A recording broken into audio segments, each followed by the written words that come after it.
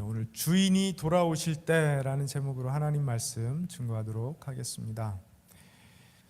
짧지 않은 시간 목회자로 또 설교자로 교회를 섬기면서 해온 고민들 가운데 가장 저의 마음을 어렵게 하는 고민이라면 전 이걸 말하고 싶습니다. 왜 어떤 사람들은 이 복음을 순종하며 마음에 받아서 그 복음이 우리에게 제시하는 그 복된 인생을 더 풍요롭게 사는데 왜 어떤 사람들은 관심이 아예 없어서 그나마 하나님에 대하여 조금 알고 있는 것 같지만 그조차도 삶에 아무런 능력을 발휘하지 못할까 하는 그런 고민입니다. 왜 잘 믿는 사람에게 더 풍성한 은혜가 임할까? 왜 잘 믿는 사람이 하나님의 말씀을 더 듣게 될까? 왜 잘 믿는 사람이 말씀 묵상도 더 열심히 하고 설교도 더 열심히 듣고 성경 공부도 더 열심히 참석하고 헌금도 더 열심히 하고 헌신도 더 많이 하고 구제도 더 많이 하고 봉사도 더 많이 할까? 만약에 예배 안 드리면 벌 받습니다. 헌금 안 하면 하나님한테 혼납니다. 예배 빠지면 자녀들이 절대로 좋은 대학 못 갑니다. 헌금을 더 많이 해야 사업이 잘 됩니다. 라는 식으로 제가 말씀을 전한다면 좀 많이 달라질 수도 있을 것 같아요. 겁먹어서 걱정이 돼서라도 뭔가 반응이 나올 것 같은데, 그런데 신앙생활은 멱살 잡아 끌고 가면서 하는 것이 아니라 모든 사람이 하나님 앞에 자발적인 반응으로 하는 거잖아요.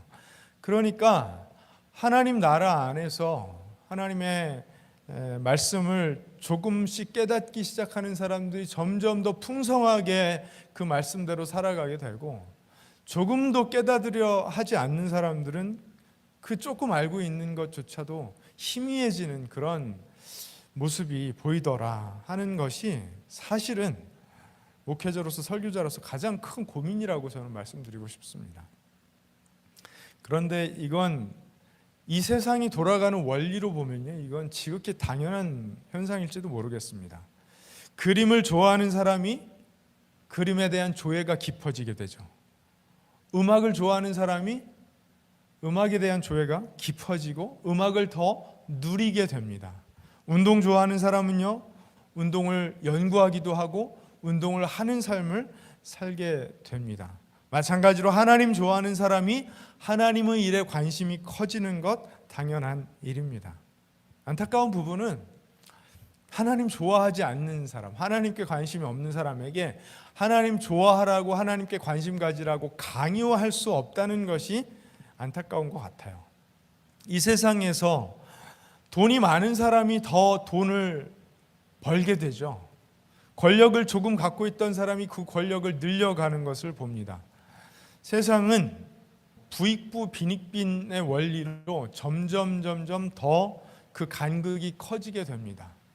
사실 근대에 들어서 이 자본주의가 시작한 이래에 자본을 조금이라도 갖게 된 사람이 더 큰 자본을 얻게 되는 현상을 우리는 지금 목도하고 있는 중이에요. 그렇죠? 그래서 자본을 조금밖에 못 갖고 있거나 거의 갖지 못한 사람들은 점점 그것이 축소되는 것을 경험하고 있는 중입니다. 저 같은 사람은 이제 그렇게 되죠. 그런데 자식을 키우는 부모님들이라면 그 마음 잘 아실 거라고 생각돼요. 자녀들 중에 어떤 자녀가 조금이라도 처지는 자녀가 있으면 그 아들 그 딸에게 기회를 한 번이라도 더 주어서 도와주고 싶은 마음이 부모 마음이잖아요. 자식이면 때리고 혼내서라도 그렇게 하고 싶어집니다. 너무 기우는 거 보고 싶지 않습니다. 그런데 사실 자식이 두들겨 팬다고 그렇게 되는 것도 아니라는 사실도 부모님들은 경험하게 되는 것 같아요. 목회는 그렇게 할 수는 없잖아요. 전도 그렇게 할 수 없잖아요. 멱살 잡고 매를 때려서 할 수 있는 것이 아닙니다. 그냥 우리는요, 전하고 기다리고 반응을 보이면 돕고 하는 그런 방법밖에 없습니다. 오히려 더 배우고 싶어하고 더 알고 싶어하고 더 함께 하려고 하는 사람들과 더 많은 풍성한 기회를 누리는 것이 이 교회가 세워져 가는 방법이라는 사실이 한편으로 보면 너무 안타까운 마음이 드는 거예요. 오늘 예수님께서 말씀을 보시면 예루살렘에 가까이 이르신 데다가 사람들이 하나님의 나라가 당장에 나타날 줄로 생각하고 있었다라고 말씀이 기록하고 있어요. 예수님을 따르던 무리들은 이제 예수님께서 왕으로 등극하셔서 예수님이 다스리시는, 예수님이 이끄시는 그 강력한 하나님의 나라, 눈에 보이고 손에 만져지는, 피부로 느껴지는 하나님의 나라가 당장 나타날 것으로 기대하고 있었습니다. 그런데 예수님께서 예루살렘 성으로 들어가신 것은 무엇 때문이었습니까? 이제 곧 유월절 어린 양으로 십자가에서 죽으시기 위함이었어요. 예수님은 십자가에서 죽으시기 위해서 예루살렘으로 들어가시고 계셨는데 사람들은 전혀 다른 기대를 갖고 있었던 것입니다. 그런 다른 기대를 갖고 있는 사람들에게 예수님께서 하나의 비유를 들려주시면서 이 땅에 하나님의 나라가 어떻게 완성되어 가는지 들려주신 거예요.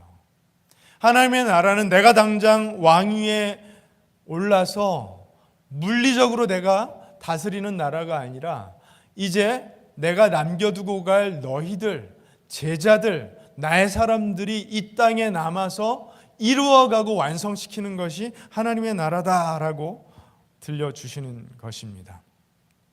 하나님의 나라가 확장되어야 하는데 이 세상에 발을 딛고 우리가 살아가고 있잖아요. 직장생활 해야 되겠죠. 또 자식들도 키워야죠. 또 우리처럼 미국에 이민 와서 살기도 하죠. 이리저리 이사를 다니기도 하죠. 그때그때 변하는 세상의 그 물결에 적응도 해야 되죠. 나이가 들어가면서 변해가는 우리 모습에 또 적응해서 여러 가지 필요를 충족시켜야 되죠.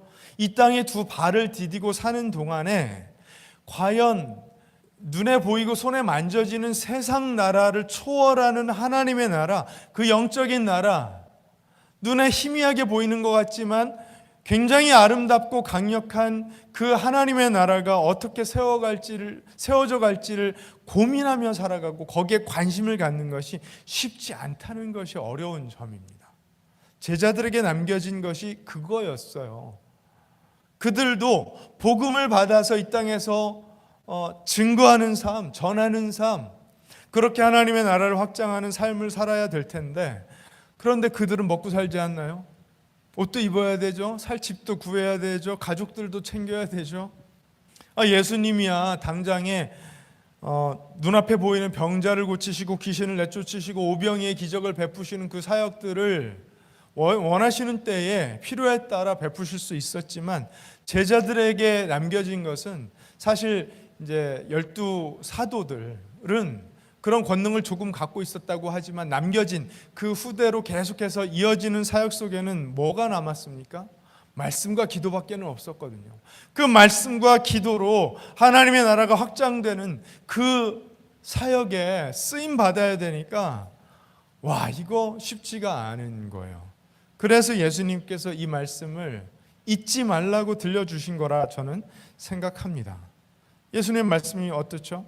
귀족 출신의 어떤 사람이 왕위를 받아 가지고 오려고 먼 나라로 떠납니다. 이건 예수님 당신을 비유로 드신 이야기입니다. 그때 이 주인이 자기 종 10사람을 불러다가 10문화를 나누어 줍니다. 한 사람의 앞에 한 문화씩 나누어졌는데 이 한 문화는 한 사람이 노동으로 벌 수 있는 3달치 월급 정도라고 생각하시면 될 것 같아요. 이걸 가지고 장사를 하라고 주인이 당부를 하고 떠납니다. 장사를 한다라는 것은 이 자본을 운용을 해서 이윤을 남기라는 이야기죠. 이걸 또 1대1로 비유를 해서 하나님께서 우리에게 맡기신 자본, 그것이 돈이든 어떤 자원이든 간에 그것을 불려야 된다, 불어나게 해야 된다라는 의미로만 이해할 필요는 없다라고 생각합니다. 장사라는 그 일, 비즈니스라는 그 일의 원리는 그 원금이 불어나는 것이, 자본이 불어나는 것이 원리이기 때문에 장사하는 사람들은 그렇게 해야겠지만, 그 밖에도 하나님께서 우리에게 맡기신, 주님께서 우리에게 허락하신 여러 가지 리소스들이 있잖아요. 그걸 사용해서 그 리소스가 풍성해지고 누려지는 일을 하라는 것입니다. 그런데 예수님께서 왕위를 받아가지고 돌아와서 이제 은혜를 맡겼던 종들을 불러서 각각 얼마씩 벌었는지를 알아보게 됩니다. 첫 번째 종을 불러서 물어보시니까 이 첫 번째 종이 한 문화로 10문화를 벌었다라는 거예요. 이거 완전히 장사를 잘한 거죠. 주인이 칭찬합니다. 착한 종아. 여기서 착한 종이라는 것은요, 너는 참 내가 맡긴 일을 잘하는 가치 있는 종이구나, 이런 칭찬을 하신 것입니다. 자격이 있어, 넌 칭찬받을 자격이 있어, 이런 의미인 것입니다. 둘째 종도 와서 주인님, 저는 한 문화로 5문화를 벌었습니다. 마찬가지로 칭찬을 하시고 이 종에게 5고을, 5마을을 다스릴 권세를 주십니다. 장사를 하라는 주인의 명령이 있었고 그 주인의 명령에 따라서 장사를 해 잘 번 것입니다. 잘한 거죠. 그렇죠? 그런데 세 번째 종은 다릅니다. 20절 말씀 보니까 주인님 보십시오. 주인의 한 문화가 여기에 있습니다. 나는 이것을 수건에 싸서 잘 보관해 두었습니다. 주인님은 야무진 분이라서, 여기서 야무지다라는 것은 세 번역 성경의 번역인데 엄격하다라는 것이에요. 주인님은 무서우신 엄격한 분이시라서 맡기지 않은 것을 찾아가시고 심지 않은 것을 거두심으로 나는 주인님을 무서워했기 때문에 이렇게 했습니다 라고 이야기합니다. 어쩌면 이제 주인이 엄격하다라는 것에 대해서 이 종이 알고 있었을 수도 있습니다. 왕위를 받아 돌아와서 아유, 내가 왕위를 받았으니까 이제 너희들 다 괜찮아 라고 하시는 것이 아니라 결산을 하는 것을 보면 엄격한 분일 수도 있습니다. 그런데 이 종의 말이 앞뒤가 맞지를 않아요. 만약에 주인이 엄격한 분이고 그 엄격한 주인이 장사를 하라고 명령을 했으면 어떻게 했어야 됐죠? 장사를 했어야 됐죠. 근데 이 종은 장사하지 않고 보관만 했습니다. 만약에 주인이 엄격하다라고 이 종이 이해한 것이 자신의 오해였다 치더라도, 만약에 그렇게 이해하고 있었으면 수건에 싸 보관만 할 수는 없는 것이었어요. 반드시 장사를 했어야만 했어요. 그런데 이 종이 당신이 엄격하기 때문에 제가 장사를 하지 않고 오히려 수건에 잘 싸서 보관했다가 이렇게 다시 드립니다. 말도 안 되는 핑계를 대고 있는 거죠. 그렇죠? 그래서 주인이 꾸짖으면서 이렇게 말합니다. 악한 종아, 나는 내 입에서 나온 말로, 그러니까 네가 지금 나에게 하고 있는 그 말의 논리로 너를 심판하겠다. 너는 내가 야무진 엄격한 사람이라서 맡기지 않은 것을 찾아가고 심지 않은 것을 거두어가는 줄로 알고 있었지. 이건 사실 이 주인이 상당히 폭력적이고 억지 부리는 주인이라는 뜻이잖아요. 맡기지도 않은 걸 찾아가고 심지 않은 것을 거두는 그런 주인은 사실은 엄격할 뿐만 아니라 폭력적이고 억지 부리고 욕심 가득한 주인인데, 설령 그렇다 할지라도 내가 너에게 장사하라고 맡긴 그 은화를 은행에라도 예금했어야 되는 것 아니냐. 그랬더라면 내가 돌아와서 그 이자를 함께 찾았을 것이다. 내가 너에게 장사하라고 맡긴 이 자원이 조금이라도 불어나는 것을 내가 너에게 명령했는데 은행에 예금이라도 했으면 그렇게 되지 않았겠느냐, 이렇게 이야기합니다. 여러분, 우리는요, 은행에 예금이라도 하지 않은 이 악한 종의 진짜 문제를 한번 생각해 봐야 돼요. 그리고 착하다고 칭찬받은 종들이 무엇을 잘했는지 생각해 봐야 됩니다. 이 악한 종이 앞뒤가 맞지 않는 말로 핑계를 대는 것과 정말로 이 주인이 엄격하다라는 것을 알았다면 은행에 예금이라도 했어야 되는데 그렇게 하지 않은 것은 무엇 때문이었을까요? 주인이 하는 말을 제대로 새겨듣지 않았기 때문에. 그렇죠? 분명히 장사를 하라고 맡겼는데 그 말을 흘려들은 거예요. 그냥 맡겨 놓기만 하시나 보다. 주인이 말을 한 것을 흘려들었다라는 것은 주인에게 관심이 없다라는 것을 의미하죠. 3. 주인이 왕위를 받으러 갔을 때 사람들이 그 주인이 왕위를 받는 것을 반대하는 그 모습을 보면서 어쩌면 주인이 돌아오지 못할 수도 있겠다. 아니면 주인이 먼 길을 떠났기 때문에 아주 오랜 후에야 돌아오겠구나 하고 마음이 사라져버린 거예요. 관심이 완전히 사라져버린 것입니다. 최소한으로 해야 할 일도 하지 않았던 것은요, 그 주인의 일에 아무런 관심이 없었던 것으로밖에 볼 수 없는 것입니다. 주인의 일에 관심이 없는 종은요, 악한 종이죠. 그렇죠? 종으로서의 자격이 없는 사람입니다. 그러면 착한 종들은 구체적으로 무엇을 한 사람들입니까? 장사를 한 사람들, 그것도 열심히 장사를 한 사람들. 왜 그렇게 열심히 장사를 했을까요? 주인에게 칭찬받으라고요. 주인이 맡긴 일이기 때문에 주인에게 관심이 있고 주인에게 칭찬받기 위해서 주인이 맡긴 일을 성실하고 충실하게 했던 것입니다. 여러분, 이것을 우리는요, 제자의 삶으로 이해하면 좋겠습니다. 예수님을 왕으로 인정하지 않는 세상에서 믿음으로 사는 것입니다. 세상이 정말 세상적인 방법으로만 돌아가고 있을 때 그 속에서도 우리가 믿음으로 살아가는 모습을 이 착한 종들의 모습으로 생각해 볼 수 있다고 생각합니다. 여러분, 우리는 이 땅에서 목숨이 하나밖에 없잖아요. 한 문화씩 받았습니다. 그 한 문화의 삶을 가지고 그 삶이 열매 맺는 삶을 살아야 한다라고 주님께서 말씀하시는 거예요. 예수님께서 제자들에게 삶을 어떻게 살라고 말씀하셨죠? 나의 제자들로 살아라. 그 제자들로 산다는 것은 내가 너에게 가르쳐 분부한 모든 것을 지키게 하고 전하고 너희들이 삶으로 살아내어 본을 보이는 그런 삶을 살아라. 나의 제자된 너희들이 다른 사람들도 나의 제자가 되는 그런 삶을 살라라고 말씀하신 것입니다. 진리를 전하고 잘 사랑하는 삶을 살아라라고 주님께서 말씀하신 것입니다. 뭘 가지고요? 하나밖에 없는 삶. 한 문화씩 다 가졌으니 그 한 문화를 가지고 제자의 삶을 살라라고 주님께서 말씀하시는 거예요. 제자의 삶은 어떤 삶입니까? 주인이 왕이 되어 돌아올 것에 지극한 관심을 가지고 기다리는 삶을 사는 것입니다. 주인이 맡긴 사명을 큰 관심을 가지고 적극적으로 감당하면서 사는 삶입니다. 착한 종들, 즉 종다운 종들은요, 주인이 준 사명, 주인의 왕위, 주인의 귀환에 관심을 기울이는 사람들입니다. 어떤 세 가지죠? 주인이 준 사명, 주인이 받을 왕위, 주인의 리턴, 귀환에 관심을 갖고 사는 사람들이에요. 한 번밖에 없는 인생을 통해서 후회가 남지 않도록 하나님과 이웃을 사랑하라는 그 말씀인 거예요.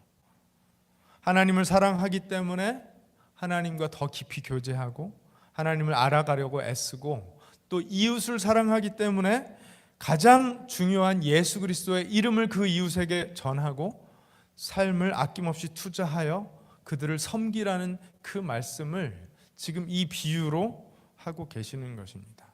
제자들이 당장은 그 비유를 알아듣지 못했을 수도 있어요. 예수님 지금 예루살렘 성으로 들어가시면서 왜 이런 말씀을 하시는지 제대로 이해하지 못했을 수는 있지만 예수님 승천하시고 나서 그들이 본격적으로 제자의 삶, 증거하는 삶을 살기 시작했을 때 이 비유가 아주 생생하게 다가왔을 거예요. 나의 주인이신, 나의 왕이신 예수 그리스도를 내가 언젠가 만날 텐데, 내가 그분 앞에 서게 될 텐데, 그분이 나에게 오실 텐데, 그때에 내가 칭찬받는 종으로 서기 위해서 주님께서 나에게 맡기신 이 하나밖에 없는 인생을 허투루 살 수 없구나. 이 비유가 아마 그렇게 생생하게 다가왔을 것입니다. 그런데 우리는 많은 경우에 이걸 많이 불려야겠구나, 여기에 집중하기 쉬워요. 물론 돈을 벌고 관리하는 은사가 특별한 분들이 있죠. 그런데 그건 돈이잖아요. 돈을 벌어서 돈을 불리는 건데 주님께서 우리에게 맡긴 것은 돈이 아니라 돈을 포함한 돈을 벌 수 있는 인생을 맡기신 거잖아요. 저는 한 문화가 우리에게 맡기신 목숨, 인생, 생명 이것이라고 생각을 합니다. 그렇게 볼 때 우리의 삶이 풍성해지는 것, 배가 하는 것은 돈을 많이 벌라는 것이 아니라 우리의 삶이 다른 사람과 나뉘어져서 풍요로워지는 것을 의미한다라고 저는 생각해요. 우선 돈을 벌어서 다른 사람을 돈으로 도울 수도 있겠죠.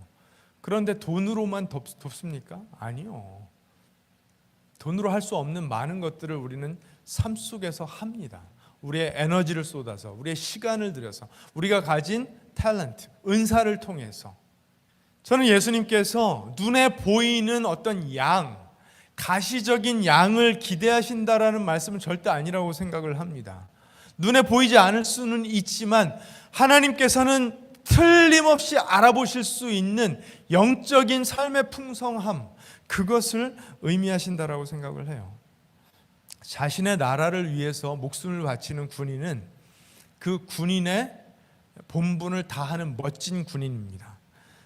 그런데 국민이 인도나 중국처럼 14억씩 되는 나라를 위해 목숨을 바치는 것이 인구가 500만밖에 되지 않는 조그만 나라를 위해서 목숨을 바치는 것보다 더 귀하고 멋진 일이라고 할 수 있습니까?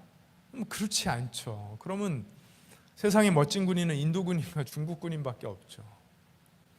자신의 나라를, 조국을 위해서 목숨을 바친다라는 그 가치 자체가 멋진 거잖아요. 그렇죠?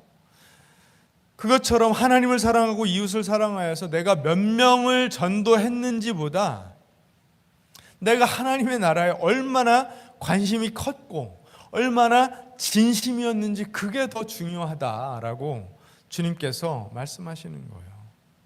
주인이 돌아와서 착한 종이라고 칭찬하면서 10고을, 5고을 맡기는 것은 어렵게 살았던 삶에 대한 그 보상이라기보다는 이 땅에 살면서 그렇게 삶으로 잘 준비된 종들을 칭찬하고 인정하시면서 그들에게 많은 걸 맡기시는 신뢰감을 보여주시는 것이라고 생각합니다. 하나님의 왕국에서 살아갈 자격이 충분히 있다는 거예요. 이 땅에 예수님의 제자로 살면서 맡겨주신 그 작은 것들에 온 삶을 다하여 신실하고 충성스러웠기 때문에 이제 하나님의 나라에서 더 큰 사명과 책임을 맡을 만큼 내가 인정해주고 너를 신뢰해주겠다라고 하시는 것입니다. 여러분, 그럼 그때 가서 주님 왜 그렇게 부담스럽게 10고울이나 맡기세요? 왜 5고울이나 맡기세요? 이런 생각이 들까요? 아니요. 그럴 리가 없습니다. 세상 그 어떤 일보다도 하나님께 칭찬받고 인정받는 것만큼 기쁜, 뿌듯한 일은 아마 없을 거예요. 그 영광스러운 장면을 상상하면서 이 땅에서 하나님의 일, 우리의 왕이시고 주인 되신 예수 그리스도에 맡기신 그 일에 더 큰 관심을 갖고 그분께서 돌아오실 그 날을 고대하고 소망하는 마음으로 그 큰 열망으로 살아가라고 주님께서 주시는 말씀인 줄로 믿습니다. 악한 종은 주인의 일에 관심이 없었던 거예요. 주인이 사명을 주었던 것, 주인이 왕에 등극할 것, 주인이 돌아올 것이라는 것에 아무 관심이 없는 것입니다. 그저 이 땅에서 먹고 사는 것, 그것 하나, 그 한 가지만 관심이 있는 거예요. 하나님께서 주신 인생, 주님께서 십자가에서 피값 주고 사신 인생, 그 귀한 인생을 가지고 하나님을 사랑하고 이웃을 사랑하는 대신 그냥 자기 자신만을 위해서 산 것입니다. 고이고이 수건에 싸서 보관하듯이 내가 절대로 다치지 않을 거야. 절대로 상처받지 않을 거야. 절대로 손해보지 않을 거야. 가장 안전하게 살 수 있는 방법들을 내가 다 연구하고 터득해서 이 땅에서 그 무엇도 빼앗기지 않고 가장 안전하게 살 거야. 그 방법에 관심을 갖고 그렇게만 산 것입니다. 이건 다른 말로 하면 아무런 모험도 하지 않고 어떤 리스크 테이킹 없이, 어떤 헌신도 없이, 어떤 나눔도 없이 그냥 적당히 산 것입니다. 그런데 주님께서 제자들에게 사랑하라고 말씀하시고 증인이 되라고 말씀하신 그 명령은 적당히라는 단어와는 전혀 하나도 어울리지 않는 명령이라고 생각합니다. 한번 잘 생각해 보세요. 사랑이라는 단어와 적당히라는 단어만큼 어울리지 않는 단어들이 세상에 어디에 있습니까? 부모들이 자녀를 적당히 사랑하면 그걸 우리는 사랑이라고 부르나요? 아니요, 그렇지 않습니다. 여러분, 우리가 주님 앞에 서게 되는 그날 주님은 결산을 하시겠다라고 말씀하십니다. 뭘 결산하실까요? 우리가 주인과 주인이 우리 삶에 허락한 사람들을 얼마나 사랑했는지 그걸 점검할 거라고 생각합니다. 거기에 저는 적당히 사랑했습니다라는 답이 먹힐까요?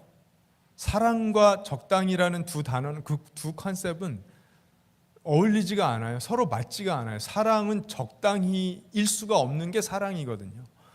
그러니까 제가 적당히 사랑했습니다라고 하면 하나님은 그러실 것 같아요. 아니, 너는 사랑하지 않았어. 근데 사랑을 하기 시작하는 사람들은요, 사랑이 깊어져요. 사랑이 풍성해져요. 사랑은 나눌수록 더 커져요.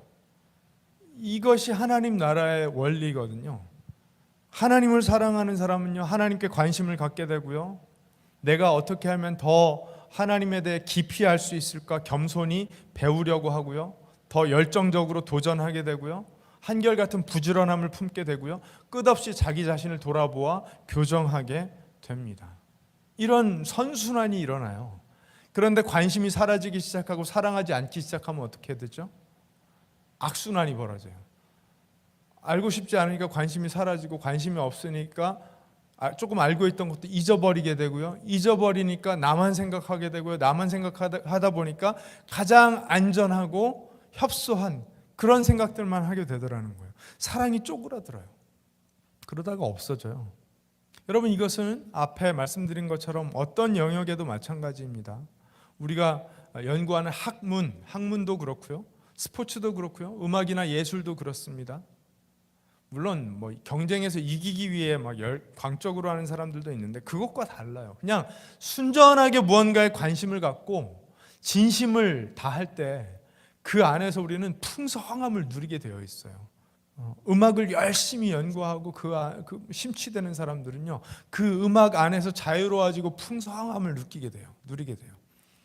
하나님 나라도 마찬가지입니다. 주인이 준 사명에 대한 관심, 주인이 왕위에 대한 관심, 주인이 돌아오실 귀환에 대한 관심이 순전하고 진심인 사람들은요, 그 안에서 점점 더 하나님 나라의 백성다운 사람으로 성장하게 돼요. 다른 말로 하면 사랑이 더 풍성해지고요, 사랑을 더 나누는 사람이 될 수밖에 없어요. 그런 사람을 하나님께서 인정하시고 하나님도 관심을 두셔서 더 많은 것을 맡기겠다라고 말씀하시는 것입니다. 그래서 이미 신앙생활 열심히 하는 분들이 예배를 열심히 드리고 말씀 묵상도 열심히 하고 성경 공부도 더 참여하고 기도도 더 하게 되고 헌금도 더 열심히 하고 구제도 더 열심히 하고 그러더라는 것입니다.